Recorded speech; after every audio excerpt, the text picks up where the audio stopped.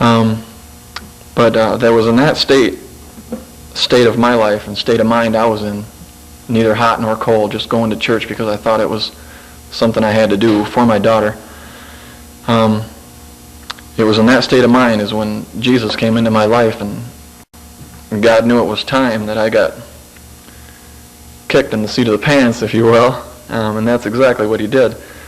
I want to tell you about that. It was 1991, October. I was up north at our deer hunting cabin near Cadillac.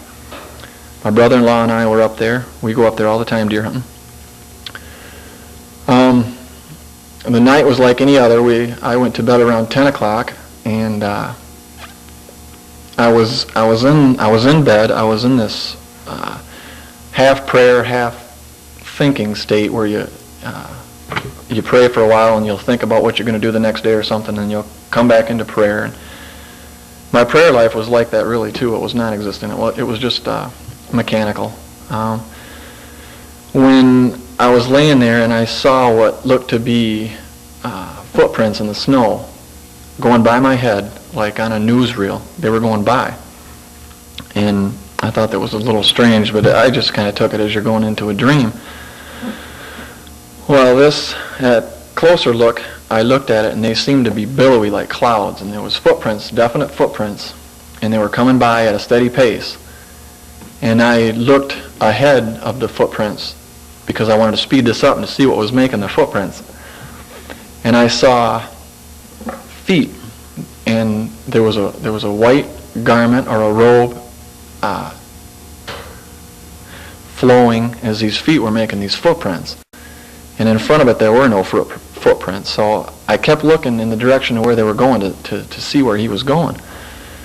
And when I looked in that direction, I saw this light coming out of the corner of the ceiling, where the ceiling meets the corner in that bedroom. And it quickly grew. It exploded. It grew into intensity, and it fully engulfed that room. It was like, not like when you turn a light on, it was like that light just came in and took over that room and shoved all the darkness out of it, and it wasn't just light, there was all kinds of things included in this light. It was sort of like music, but I couldn't hear it. There was a feeling, there was an awesome presence. It was everywhere. There was love in that light. The light was bluish white, and it come from a certain spot, and it radiated out, and it moved, and it was just drawing like nothing I've ever had, no experience you can imagine. It was really awesome.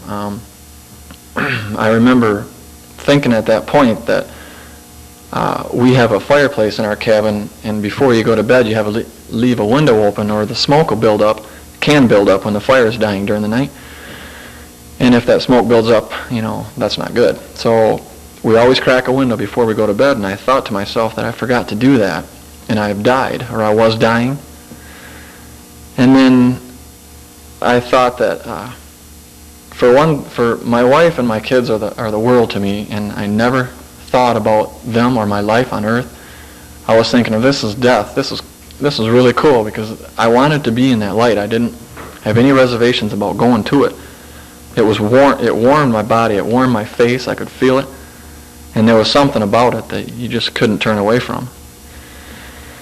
But I looked at my feet on the bed, and I realized I could see my bed, and I thought, well, I'm not dead, I couldn't figure out. I was trying to rationalize what was happening, and at that point, I saw the same feet that I'd seen making them footprints in the snow descending from the top of the ceiling. They descended slowly but steadily. They come down, and I seen the robe. And at this point, every hair in my body was standing up, and I was electrified. I knew what it was. I wasn't like I wasn't religious. I didn't know Jesus at all, but I knew in an instant who that was. And it was humbling, to say the least. I watched it come down, and I was just drawn to it. I was just mesmerized by it, and he kept coming down, and it seemed to be the room where I was in is a small room. There's only a few feet between where I was and the wall, and it looked to be just immeasurable distance. It was like I wasn't even in. I don't even think I was in that room anymore. But he kept coming down, and there was his hands and his shoulders had come down, but I couldn't see his hands. And then I seen his hair, which was it was thick like rope. It was like a lion's mane almost. It was golden, and it was a different intensity of light. And when I got to the point when I could see his face, I turned away, and that kind of still bothers me. But I didn't feel worthy to look at him. It was so incredible, and I felt dirty and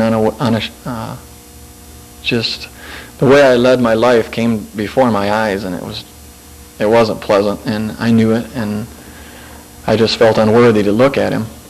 I looked away, and I remember during that time, I'm not sure how much time went by then, but I told him that I loved him, and I asked him to forgive me, each 3 times. In any order, I'm not sure, but I remember that's all I said, and I said each 3 times. When I finished saying that, I know this wasn't just a dream, because I had tears and I could feel everything that was going on. And when I said that, something happened where I felt I was just relieved of so much, a whole life's worth of pain. And everything that I've gone through seemed over. I willingly looked back at the light, and I couldn't see his face. It was at the same point when I turned away. I don't know if he'd have revealed his face to me hadn't I turned away or not. But that doesn't matter anymore, because what happened that day was just as awesome. I know I'm going to see his face one day, and I'm going to thank him personally for what he did for me. It was at that point I saw his hands were at his side with his palms facing me. There was no nail holes or nothing like that. I mean, I'm not going to try to dress it up, but his palms were facing me, his hands were down, and it was just like he forgave me for all the stupid things I'd done in my life, and why, I don't know. Why he came to me, I don't know, after I'd done nothing for him. In fact, I went the other way, I've done nothing but hurt what he tried to do for me, and but all that was just taken away, and he just stood there. He didn't say it audibly, but it was just, I love you, and if you come to me, you'll be saved. It was all unspoken, but I knew it. It was just about over at that point, but I noticed that his robe wasn't made of cloth like yours or mine would be. It was part of the light. It was the brightest intensity of the light, and he was separated by different levels of light. It was like he was light, and it was he was part of the light. He was the light. It was alluring. It was just total love, I guess. I don't know how more to explain it, but I was just taking it all in, and it vanished the same way it started. It just went back and stopped, and it was dark, and it was cold, I noticed, and everything that I felt stayed with me except for the feeling of warmth from the light. And it was so dark. It was at first I felt bad because he left me, but then I thought, well, how many people get this experience? And I was so overjoyed, and I heard the cracking of the fire, and I was right back into reality, and it just blew me back on the bed, and I laid there looking at the ceiling, and I couldn't, I thought, wow, why'd he do this for me? And when my prayer life intensified about 100% at that moment, I spent the rest of that night and all that next day praising God, and that was so new to me. I'd go months without mentioning his name, longer than months. And I was saved. I was part of Jesus, and he was part of me, and all day long. I remember there was parts of the day where my mouth was hanging open. I mean, physically, I didn't know what to do. I stared around. I don't think I hunted that day. I didn't know what to do. I was just, I cried. I laughed. It was a night Jesus came to me and saved my life, and I'll never forget it, and I thank Him every day for it. I mean, thanking Him is an understatement, but it was a feeling like that, thanking Him just being an understatement. I was asking Him during prayer a while ago what I could do for Him, and He told me to share my testimony, so here I am.